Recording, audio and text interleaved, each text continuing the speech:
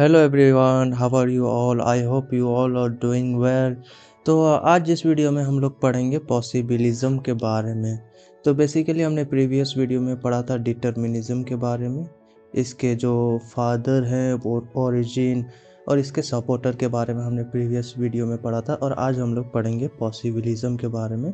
Basically जो possibilism के जो फादर है उनको Paul Vidal de la Blache को कंसीडर किया जाता है। Paul Vidal de la Blache को कंसीडर किया जाता है as a father of possibilism. तो बेसिकली इसमें होता क्या है, चलिए देखते हैं आज इस वीडियो में। तो पॉसिबिलिज्म अटेम्प्ट्स टू एक्सप्लेन, इसमें भी जो एक्सप्लेनेशन होता है वो मैन एंड एनवायरनमेंट का होता है। एक्सप्लेनेशन रिलेशनशिप बताता है but in a different way. जो डिटर्मिनिज्म में था वो एज ए मैन को as a passive agent act करते थे, तो उस हिसाब से मैन एंड एनवायरनमेंट का रिलेशनशिप था वो तय होता था। बट यहाँ पे जो है वो मैन को as an active agent in environment को कंसिडर करके जो करते हैं उसी चीज़ को पॉसिबिलिज्म कहते हैं। तो बेसिकली जितने भी सारे इन्वायरमेंट हैं, मान लीजिए एक आदमी है, यहाँ पे एक आदमी है, यहाँ पे कोई फॉरेस्ट है। अब जो यहाँ पे फॉरेस्ट है, ये मेन जो इस फॉरेस्ट की ओर जाएगा या फिर इस फॉरेस्ट को देखेगा, तो मेन जो है वो men as an active agent का वर्क करेगा इस फॉरेस्ट को लेके। यानी कि जो ये मेन चाहे कुछ भी इस जहाँ फॉरेस्ट के रिसोर्स को, कोई भी रिसोर्स को उठा करके अपने हिसाब से, अपने तरीके से, अपने नेसेसिटी के हिसाब से उस रिसोर्स को यूज कर सके। बट वही पॉसिबिलिज्म में होता क्या है, जो रिसोर्स है होते हैं वो लिमिटेड हो जाते हैं। वो जो इन्वायरमेंट होते हैं वो रिस्पॉन्सिबल होते हैं for the human action, but यहाँ पे जो रिस्पॉन्सिबल है वो मैन है for the human actions of by the environment. तो इसी बस यही डिफरेंस है पॉसिबिलिज्म में, कि पॉसिबिलिज्म में जो है वो मैन को सुपीरियर बताया गया है, और वही डिटर्मिनिज्म में मैन नेचर को सुपीरियर बताया गया है। तो this is a belief which एसर्ट that natural environment provides option, यानी कि जो नेचर, हमारा जो इन्वायरमेंट है वो हमें क्या प्रोवाइड करता है, हमारे लिए एक ऑप्शन प्रोवाइड करता है। The number of which increases as the knowledge and technology of a cultural group develop.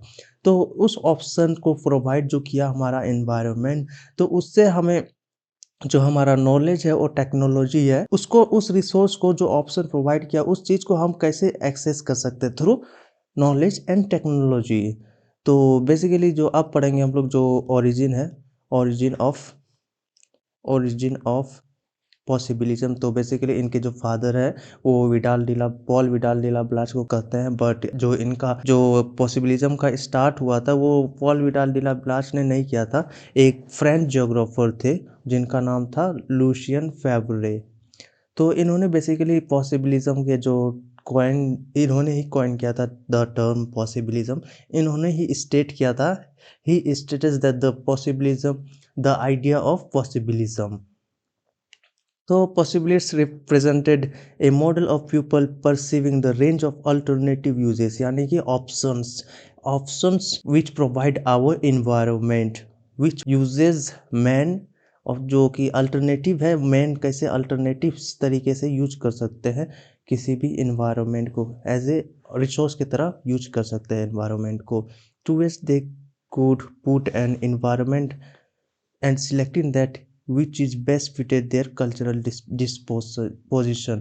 तो वही बेसिकली इन्वायरमेंट को यूटिलाइज करके और सिलेक्ट कर सकते हैं कि कौन सा हमारे लिए, जो हमारे इन्वायरमेंट के लिए, हमारे लिए कल्चरल जो बेस्ट कौन सा फिटेड है। तो बेसिकली जो इस पॉसिबिलिज्म का जो टर्म है लूसियन फेब्रे ने दिया था, और इन्होंने स्टेट किया था, इनका स्टेटमेंट था कि the true and only geographical problem is that of utilisation of possibilities. There is no necessities but everywhere possibilities. तो बेसिकली इस स्टेटमेंट से यह पता लगता है कि ये जो पॉसिबिलिज्म के आइडियाज़ को पोस्टुलेट करते थे, यानी कि इन्होंने ही was the founder of possibilism. तो इनका कहना है the true and only geographical problem is that of utilisation of possibilities. We can create possibilities, we can create our needs, there is no necessities but everywhere possibilities. तो basically इनका यही statement था, और ये स्टेटमेंट जो है ये बहुत ही ज़्यादा इम्पोर्टेंट है, आप लोग ज़रूर याद कर लेना इस स्टेटमेंट को, जो कि दिया था लुशियन फेवरे ने। तो अकॉर्डिंग टू फेवरे और एक स्टेटमेंट है यहाँ पे, man is a geographic agent and not the least, he contributes everywhere, he share towards investing the physiognomy of the earth with those changing expression which is the special charge of geography to study। ये basically जितने भी सारे statement है of different geographers, और और इस statement में basically जो लुशियन फेवरे है वो पोस्टुलेट कर रहे हैं, किसको पोस्टुलेट कर रहे हैं, द आइडिया ऑफ पॉसिबिलिज्म को पोस्टुलेट कर रहे हैं through in the world, different world. तो अब हम लोग पढ़ेंगे पॉल विडाल डिला ब्लास का स्टेटमेंट, कि इनका एक फेमस स्टेटमेंट है कि नेचर सेट लिमिट्स, यानी कि नेचर जो हमारे लिए लिमिटेशन क्रिएट करते हैं, शॉर्टकमिंग्स क्रिएट करते हैं, एंड ऑफर पॉसिबिलिटीज, और हमें संभावनाएं देते हैं for human settlements, but the way man reacts और adjust to this condition depends on his own tradition of way of life. यहाँ on tradition way of life मतलब होता है बेसिकली लाइफ स्टाइल, वो किस टाइप का लाइफ स्टाइल जी रहा है, प्रिमिटिव लाइफ स्टाइल है या फिर एडवांस्ड लाइफ स्टाइल है। तो यहाँ बेसिकली वेडाल डिला ब्लास ये कह रहे हैं कि जो नेचर है हमारे लिए वो लिमिटेशन प्रोवाइड कर रहे हैं, but also they provides different types of possibilities, संभव, जो जिसको हिंदी में कहते हैं फॉर ह्यूमन सेटलमेंट्स, यानी कि for human civilisation, but the way man reacts और एडजस्ट टू दिस कंडीशन, यानी कि जब किसी भी इन्वायरमेंट में मैन रहते हैं तो उस हिसाब से किस तरीके से मैन का बिहेवियर होगा, किसके तरफ बिहेवियर टुवर्ड्स द इन्वायरमेंट्स, वो टोटली डिपेंड्स करेगा उसके लाइफस्टाइल पे, यानी कि वे ऑफ लाइफ पे। तो बेसिकली पॉसिबिलिज्म में यही है, ये भी स्टेटमेंट बहुत ही ज़्यादा इंपॉर्टेंट है। आप अगर पॉसिबिलिज्म को डिफाइन या डिस्कस करने आया एग्जाम में, तो आप दोनों ये एक डेफिनेशन और ये एक डेफिनेशन जरूर याद कर लेना, ये बहुत ही इंपॉर्टेंट है। तो अब फर्दर पढ़ते हैं हम लोग क्रिटिसिज्म ऑफ पॉसिबिलिज्म, यानी कि क्या क्या आलोचना हुई पॉसिबिलिज्म के जो आइडियाज थे उसका। तो बेसिकली जो पॉसिबिलिज्म है वो बेसिकली ओवर एम्फेसाइज करता है, किसको, कल्चर एंड सिविलाइजेशन को ओवर एम्फेसाइज करता है, और जो रोल ऑफ इन्वायरमेंट है वो टोटली नेग्लेक्ट कर देता है, यानी कि रिस्ट्रिक्ट कर देता है, यानी कि जो कम कर देता है, and led to the environmental loss. इसका पहला शॉर्टकमिंग ये हुआ। अब सेकंड शॉर्टकमिंग ये है कि जो पॉसिबिलिज्म जो है create environmental problems if we act against nature, जो अगर हम जो हमारा जो बिहेवियर होगा, जो हमारा ह्यूमन एक्शंस होगा, वो अगर नेचर के अगेंस्ट में जाए तो बहुत सारे जो हमारे एपिडेमिक्स हो आएंगे, डिजास्टर्स आएंगे, climatic change as the major example of that.